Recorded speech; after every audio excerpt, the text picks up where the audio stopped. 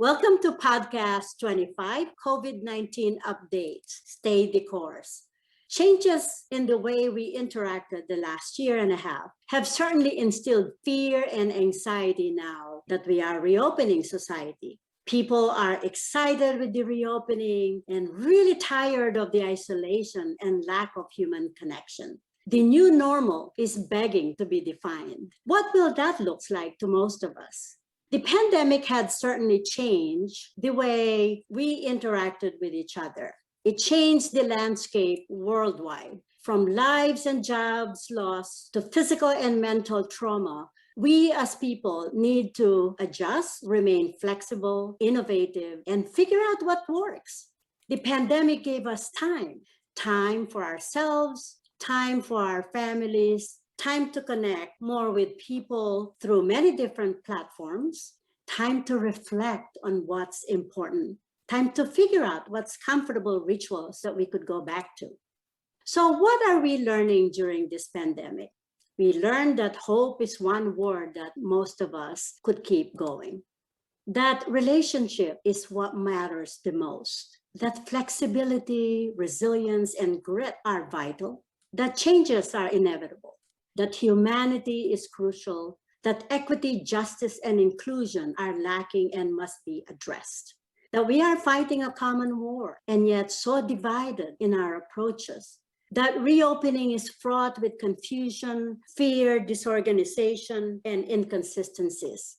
That prevention works while we are waiting for treatments. That compassion, healing, and service to others are basic tenets to get us through. So the basic message today is express love and hope. So today I welcome Nicole Zamignani, who you are familiar with because we had her on that lively episode 14 and 15 when we did a COVID update. She is starting her master's in global health studies at UC San Francisco. She remains to be an intern for ABC's for global health. I welcome you, Nicole, and thank you for being with me today again. Yes, thank you for having me. I'm so happy to be back and give all of these new updates to all your listeners. So let's get started. Yeah, I would love to just start on your message for the day, which is hope, right? So what gives us hope in all of this?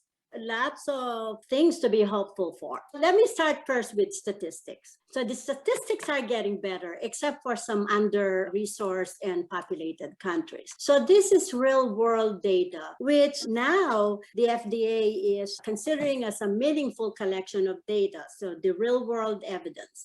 There are 166 million cases globally and about 3.5 million deaths. And the number of vaccines administered thus far is 1.6 billion.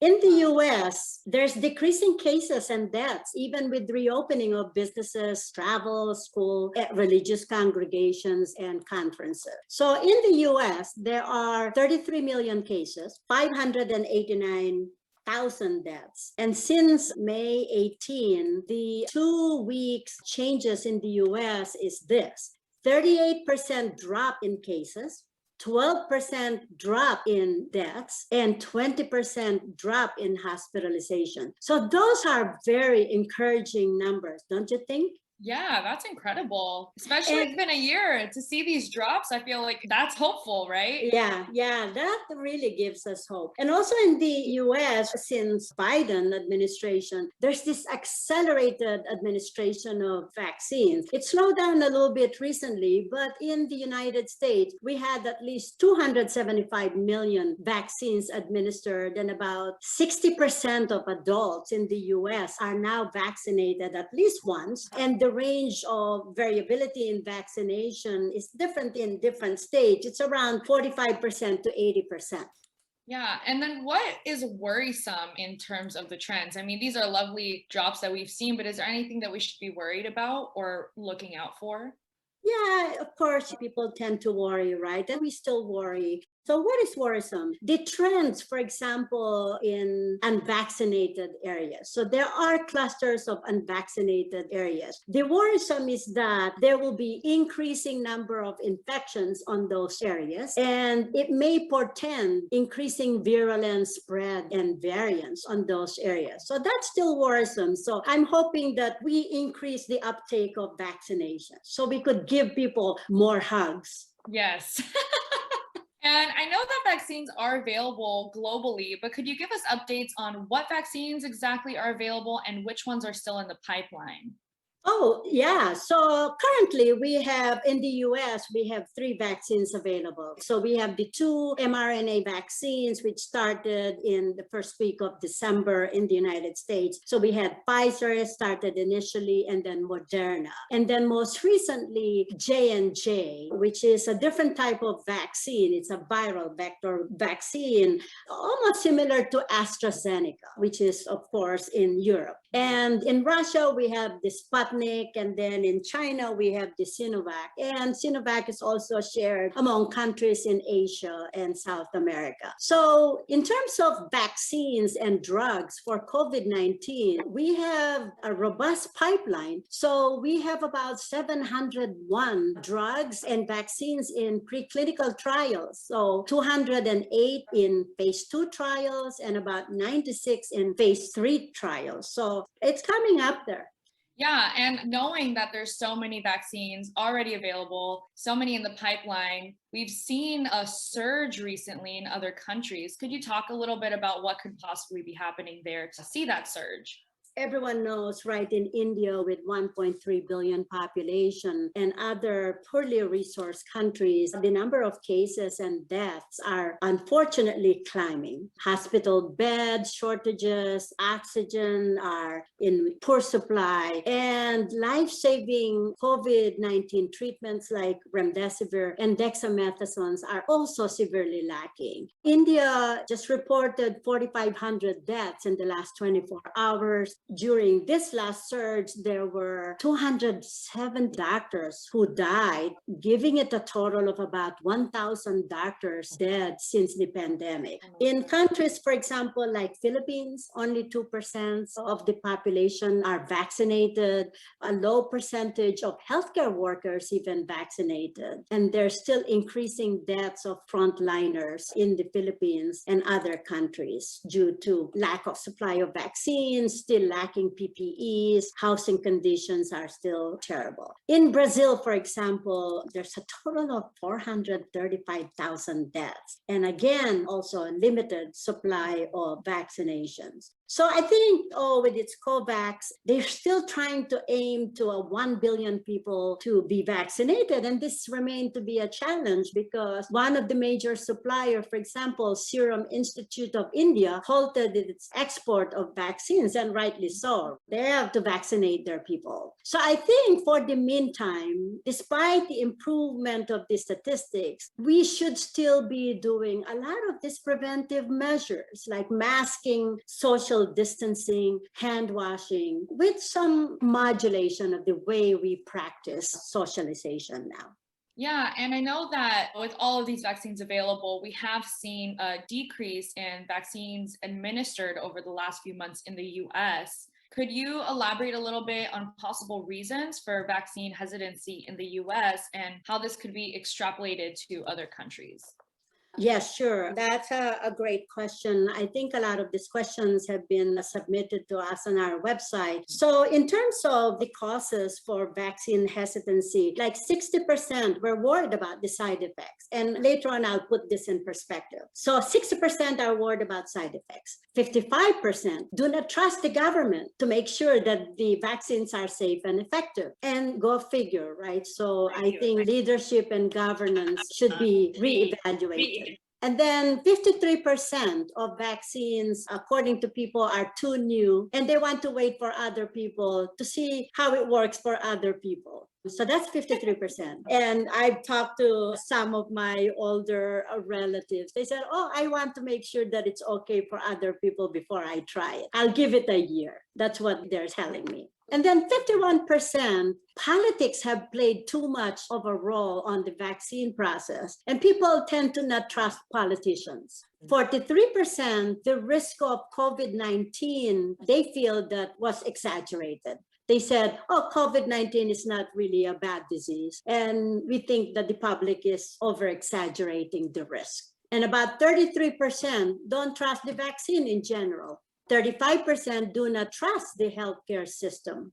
So I think medical healthcare workers should figure out how we could recapture that trust to science and to healthcare. 27%, they are saying that they may get COVID from COVID-19 vaccines. They're afraid that they will get COVID from it. And 20% don't think that they are at risk for getting COVID. They said, oh, I'm healthy, I won't get COVID. So that's basically most of the reasons why people are not taking the vaccine. So I think in terms of your other questions, could those be extrapolated to other countries? I think culture and governance is variable in places. In other countries where they have high trust to their leaders, their uptake for vaccines is better. When they're not given much choices and they are told to take the vaccine, they take the vaccine.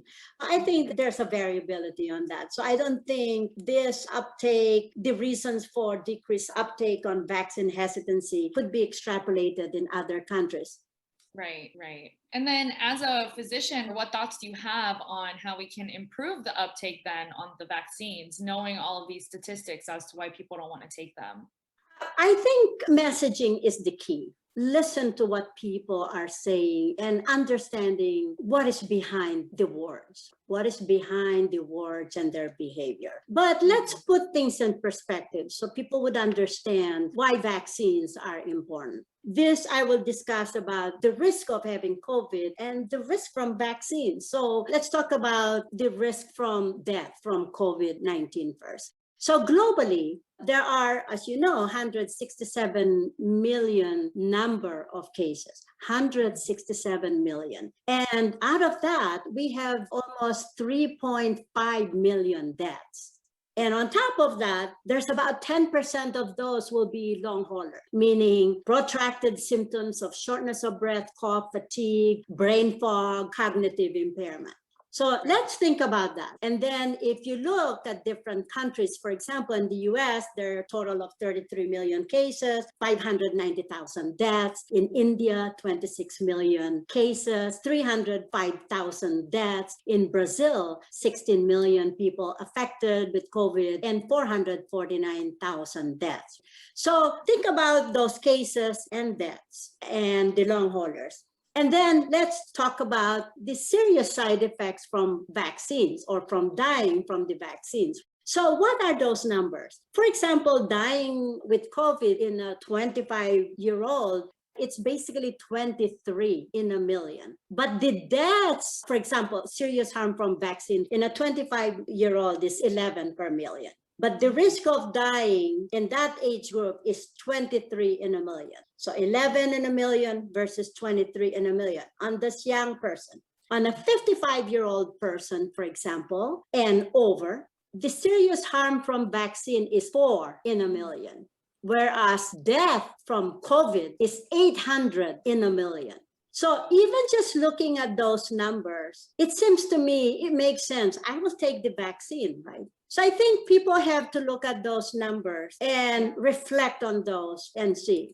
And in terms of serious incidents, like serious side effects, for example, anaphylaxis, where you get in a state of shock and you get to the ER, that only happens about 11 in a million vaccines. So 11 in a million vaccines, and no one died from those. They got taken to the ER, they got emergency treatment, few patients got hospitalized, and few patients got to the ICU. But that's 11 in a million, whereas the death in a million is 800. And then we'll talk about the thrombosis later on that we unveiled in terms of the J&J vaccine or the viral vector vaccine. So the incidence of that is like 1.8 in a million for the J&J in the US, and then about 6 per million with AstraZeneca in the European side. We could talk about that right now if you wanted to. Oh, sure. So I know that it was paused recently, the J&J vaccine, for 10 days due to this feared blood clot side effect. So could you discuss a little bit what this blood clot associated to the pause was? Oh, yes. So it was paused for 10 days. And I think because our CDC were a little bit worried because of that side effect that's a little bit more severe than what we would expect. Since we don't know much about it, they paused it for 10 days, which did not help because it fueled more fear and anxiety about the vaccine. So a lot of people had criticized that pause, but we didn't know. So that's the best data that we had at the time, and we had to make the decision, right? So what is the side effect? It's called thrombosis in the blood clot. It's mainly in the cerebral venous sinus area, so in the brain where we have the cavernous venous sinus areas. And the side effects usually manifest right about 4 to 28 days after the vaccine. The common presentation is headache. It's worse when you lay down. They may have nausea and vomiting. They may have blurring of vision, speech difficulties, drowsiness, and seizures. And some people manifest with a little bit shortness of breath, chest pains, and some abdominal pain because there may be thrombosis on the areas of the abdomen and the chest. People may have leg swelling. So what do people think about the thrombosis with thrombocytopenia? So thrombosis is the blood clot, and thrombocytopenia is decrease in platelets. So when people have decreased platelets, most people think that they will tend to bleed, but this is the counter to that. They have blood clots in terms of bleeding. And the mechanism is unknown why that happens, but it seems to be related to the so-called heparin-induced thrombocytopenia, so what we call HIT in the medical community, where we have thrombosis and thrombocytopenia because of the presence of a positive platelet factor 4 antibody. The presentation is thrombosis and not bleeding, and also because it has been associated with the platelet factor 4 activation. The treatment is actually not giving heparin, because in other thrombosis or blood clots, we treat with heparin, but this is not treated with heparin. It's treated with immune globulin, and we avoid platelet transfusion. Okay. Now that we've heard all of the side effects associated with the J&J vaccine, could you just wrap up the side effects of all the vaccines for all the listeners? Oh, surely. We did that before, but let me reiterate. The vaccines are generally safe and efficacious. And minimal side effects, for example, with Pfizer and Moderna, there's about 4.6% of fatigue, 2% myalgia, 1% arthralgia or joint pains, 3% headaches, and 2% chills. Those are the most common side effects, and they generally last for a day or few days. And Moderna is about the same, except a little bit increase with those percentages compared to Pfizer. And then we have the immediate allergic side effects where people develop rash, and which is about 2%, and the anaphylaxis, which is about 4 in a million doses. And there are people with immediate side effects. They pass out and stuff like that, which is really not from the vaccine. It's just the reaction to the injection. And then there's some delayed reaction also. Usually the reaction that's delayed, sometimes it's not even seen on the second dose. Only about 50% is seen on the second dose.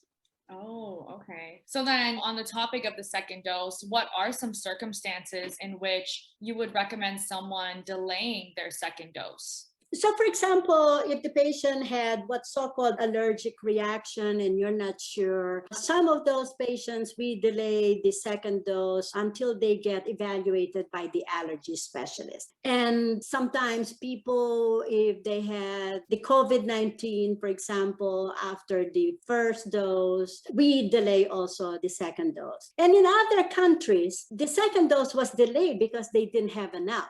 And with the goal of vaccinating more people to protect more people, other countries, like for example, in Europe, they delayed their second dose to give more first dose opportunities to more people. And the real world data, like Pfizer, showed that delaying it by 11 to 12 weeks after the first dose, it was actually associated with a higher peak of antibody response. So I think there's some advantage to delaying it. Yeah, I wonder if they would, with more research, if they would change the amount of time between the two doses.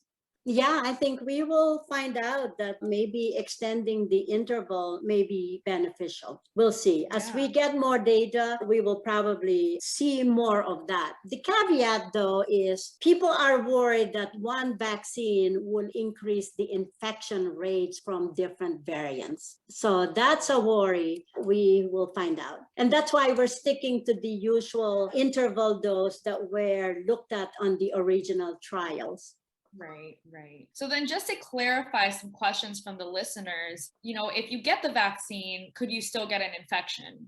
Well, the answer to that is maybe. But if you get the infection, what is known is it's milder form of the infection. So with the vaccine, I like the listeners to be reminded that we actually vaccinate not just to prevent the disease, but actually to prevent the severe form of the disease that requires hospitalization, ICU admission, and also prevention of death. So it's really preventing the severe disease and deaths. We don't mind about preventing the simple cold symptoms of COVID-19, but it is really the severe effects of having COVID-19. Right. And then how about for those who already had COVID? Could they still get it?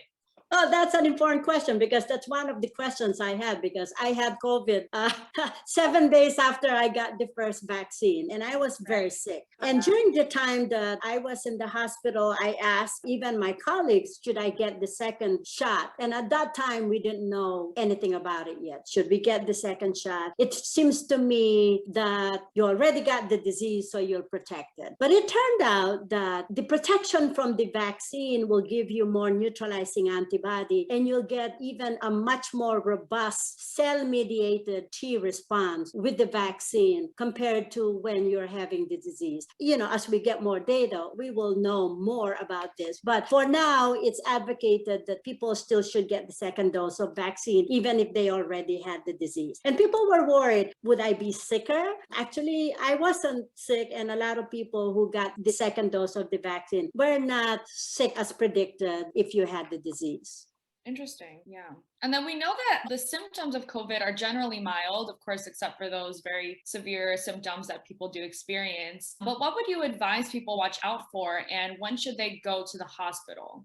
Yeah, really, I appreciate that question because I myself as a doctor underestimated that. So as you progress with COVID, for example, you have mild disease. Within about 5 to 6 days, some people develop progression or worsening of their symptoms, which I underestimated because I got so weak and I couldn't breathe anymore. I was probably breathing like 30 a minute and really working hard to just get that breath. So I think progressive shortness of breath should entice you to go and seek help, to go to the hospital. Dehydration, progressive weakness, confusion, and somnolence, you should go to the hospital. And chest pains. And so now that we know more about the manifestations of COVID, how has the treatment developed for providers when they are working with patients with COVID?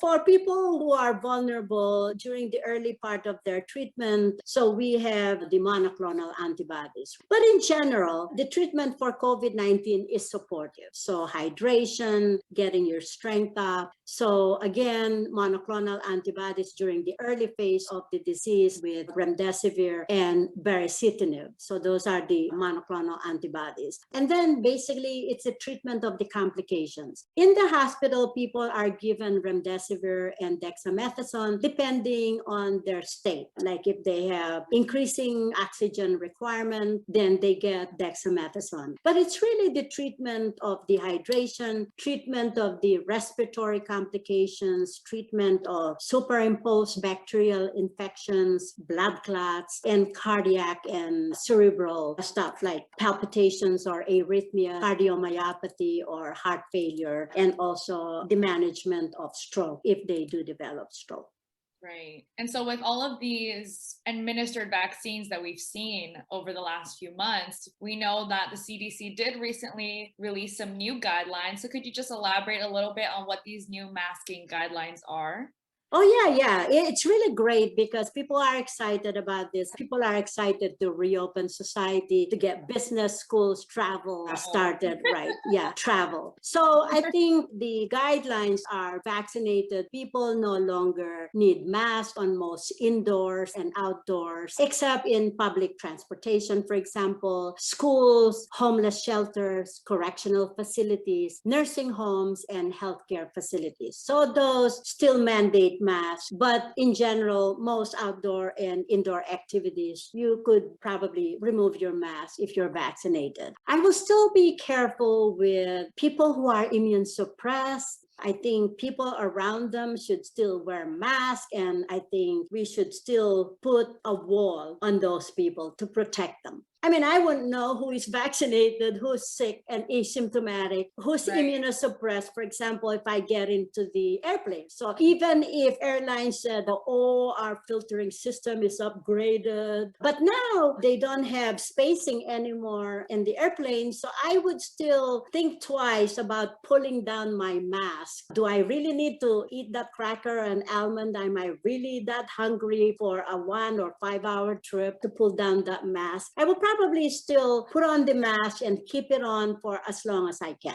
because I don't know who's vaccinated, who's not, and who's sick, who's not. I don't know who's pregnant, who's immunosuppressed. So I will think twice about that. And then I will think twice about visiting my loved ones. How vulnerable are they? Do I really need to hug them or be in close space with them? Could I visit them outside in a well-ventilated area? So I think people have to think about those. And I think this pandemic will dictate how we will behave and how we will adjust our day-to-day life. I think that's my prediction. Yeah. And I'd love to shift the conversation to youth a little bit, because I do think that wearing a mask in school and all the adjustments that they had have been really difficult. So could you share any updates you had on vaccine safety and recommendations for children, adolescents, and young adults? So the reason why the children, young adults were on the bottom of the totem pole is because the risk of death of those individuals is a lot lesser than when we initially ramp up vaccination is for older people, because of the risk of death for older people. But Moderna is already on phase 2 and 3 trials on people with age 12 to 17. They looked at 3,700 children, adolescents, and young adults. And they've shown that the vaccine is not only safe, but it's effective. The same, like equivalent to the adult population in terms of safety and efficacy. And Pfizer, I believe, rolled out their vaccine already on the 12 to 15 years old, which in the US makes about 5% of our population. So that's rolled out. And people ask, how about 2 years old and under? And I think the thinking is still evolving on that age group. But the probability is, yes, they may be vaccinated. Yeah, and then what are some additional future predictions that you have as these vaccines roll out and as more people become vaccinated? Whoa, as if I have the ball, right? So you know it all. So, it remains to be seen, but the trend supports these predictions. Booster for vaccine is expected. I think it will be like a flu, like we would have booster, like tetanus shot, we have booster every 10 years. What the interval of the booster, we don't know yet. So that's still unknown. As we're finding out that 6 months, people still have effective protection in terms of their immunity. That 6 months after the rollout of the vaccination, we have now 6 months data of efficacy in terms of immunity. I think the number 2 is all age group will be vaccinated. I believe that the more vaccines will be available and probably treatment for COVID-19 will be available in the pipeline. If we are patient and we are united, I think we could probably decrease COVID-19, but we may not totally eliminate it. But hopefully it will be just in the background like a simple cold in the future. Yes. And we did touch on the topic of vaccination, pregnant women, and immunosuppressed a little bit on this episode and also on the previous COVID-19 episode that we did together. So with all this new information that we've gotten over the last few months, could you just elaborate on new recommendations for those groups? Oh, yeah, sure. As you know, the listeners, we mentioned last time that pregnant women are at increased risk for hospitalization, deaths, and severity of infection during pregnancy. And at that time, the College of Obstetrics and Gynecology have recommended the use of vaccines. And what have we learned from there? As we rolled out the vaccines and we had more and more pregnant women who had the vaccine, it has been shown to be safe and efficacious. So that's for the pregnant women. And for the immune suppressed, yes, they had more communication with their rheumatologists. The pregnant women had more communication with their primary care physicians and their obstetricians. So there was increased communication. And for immunosuppressed patients, their treatments sometimes are adjusted or are put on hold and they get the vaccine. So the scheduling of their treatment with immune suppression are basically altered, but it's still protective for them and safe.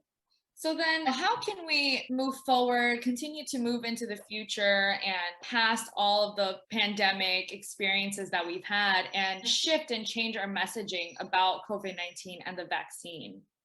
Oh, that's a multi-million-dollar question. So in the past, when people are faced with tragedy, with pandemic or what have you, people tend to bond together or they get closer and they get united. This pandemic has been a little bit different. We're fighting a big war, but yet we find ourselves in different camps. How can we improve acceptance of the vaccine and how could we improve the messaging for masking? I think the key is we keep thinking, oh, they're Republicans, these are Democrats, they're right-wing, left-wing, they're too religious, they're not religious. I don't really care where you are on the areas you are in terms of your thinking process. I think we should improve by hearing more the messages behind the words and behavior, understanding more, listening more, respecting people for their thinking process, and hopefully open up our mindset and being less judgmental so we could regain back the trust. Yes, absolutely. I agree. It's all about communication, being open-minded, and understanding of everyone. Let's work together to get over this. We're all going through the same experiences of COVID. So really to come together and move forward. I think that's the best way for us to continue pushing through. I think so. I think understanding each other will be actually crucial. Yeah. And avoid judgment and prejudice. Yeah. Great. Well, that's all the questions I had for you today. We went over so much from all your listeners. Thank you for sending in all the messages. Oh, thank you. And we're facing good times, better times. I think everyone is really excited about reopening. I think what's going on around the world is still not as great as what's happening in the US. So I think we should extend the help globally. And I think my final message is be a beacon of hope. Keep an open mind for the good of all. Be of service to one another and be compassionate to yourself and to others. I think those are my final messages. I really would like to thank you, Nicole, for being here again and keeping me engaged and keeping our listeners engaged, and more to follow. As we have more and more updates, we will keep giving you updates for COVID-19. But I think we'll be expanding to more topics of interest to you as listeners. So please send us your requests, like what do you want to hear about? So we could present both science and real world data to you as listeners. Yes. Thank you so much for having me. It's always a pleasure being here, and I am happy to join anytime you need me. Yeah, thank you so much, Nicole. And good luck on your master's in global health. I'm so excited for you. And I'm really excited about reinvigorating the program for ABCs for global health. I know it's been disappointing to our students that they couldn't go to the Philippines this summer and last summer. So I like to thank you for keeping them engaged. And you are such an excellent mentor. Thank you very much. Thank you. Bye.